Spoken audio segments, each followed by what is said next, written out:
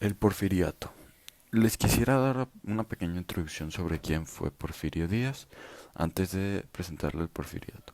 Nació en Oaxaca en 1830, el 15 de septiembre.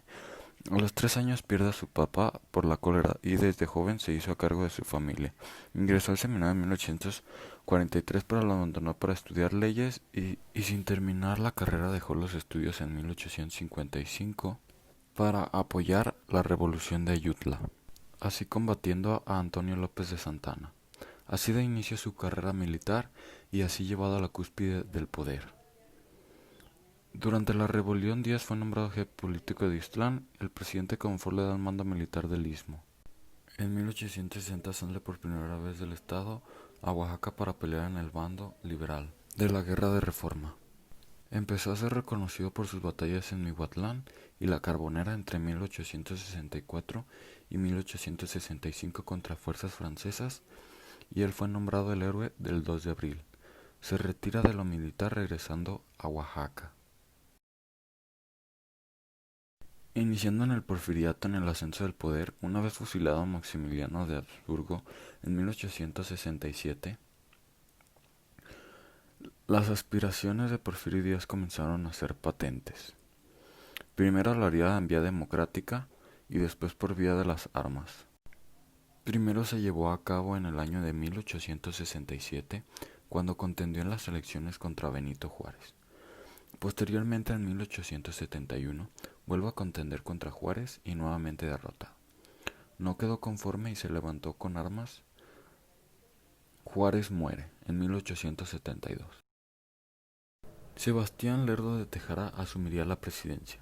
Lerdo decidió pactar con este y firmar una amnistía para que abandonara las armas. Díaz fue elegido diputado en 1874. Posteriormente, en 1876, Díaz contiende. Lerdo resultó vencedor y Díaz otra vez se levantó en armas. Díaz derrota al ejército lerdista y ocupa la presidencia provisional.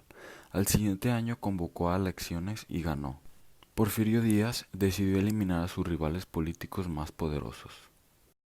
Hizo cambios en la Cámara de Diputados para así él poder manipular. Antes de que terminara su primer periodo, hizo que ganara un allegado suyo, Manuel González. Así Manuel González continuó con muchas de las políticas implantadas por Díaz. Se concentró en el dominio y pacificación del país. Ingresaron al país grandes empresas ferrocarrileras, una red telegráfica y ferroviarias. Esto permitió la reconstrucción económica nacional, modernizar la minería y el comercio. Al final de su cuatrienio hubo conflictos como la renegociación de la deuda inglesa y la impopularidad, introduciendo monedas de níquel, y fue acusado de corrupción. Esto da inicio al orden y al progreso. Tras haber ganado las elecciones, Díaz nuevamente en 1884 hasta el año 1811. Sofocó rápidamente algunos levantamientos armados opositores a su gobierno. Para mantenerse en el poder, obtuvo el control del ejército y hizo negocios internacionales con las potencias del momento. En 1888 permitió la reelección presidencial en forma indefinida. Se hizo un proceso de modernización, introdujeron adelantos tecnológicos como la máquina del vapor, pero sin lugar a dudas, el más significativo fue el ferrocarril, así conectado con México y Estados Unidos. Sin embargo, México padecía una enorme desigualdad social que a la postre traería como consecuencia el derrumbe del régimen. Avecinándose ya el ocaso del porfiriato, en 1804 se realizaron elecciones presidenciales ganadas por Porfirio. Se decretó que el periodo de gobierno pasaría de 4 a 6 años. 3 décadas de paz, orden y progreso. Pero no se veía el otro lado de la moneda. Se logró todo esto a costa de los más débiles, es decir, campesinos e indígenas y obreros. A inicio del siglo XX, la situación social era muy tensa debido como consecuencia de las enormes desigualdades. Las oposiciones cada vez se fortalecían más. En 1906 estalló la huelga de Cananea encabezado por los hermanos Flores Magón. Hicieron un paro laboral en protesta de maltrato, explotación y sueldos míseros.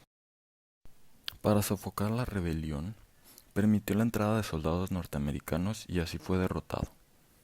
Gracias a las huelgas y a las consecuencias que trajo Porfirio, se vino la renuncia y el abandono del país. Porfirio y su familia salieron de México rumbo a Francia. Finalmente, el 2 de julio de 1915, fallece. Como conclusión, Porfirio logró grandísimas cosas para el país. Lamentablemente, no fue generoso con todos y esto causó el derrumbe.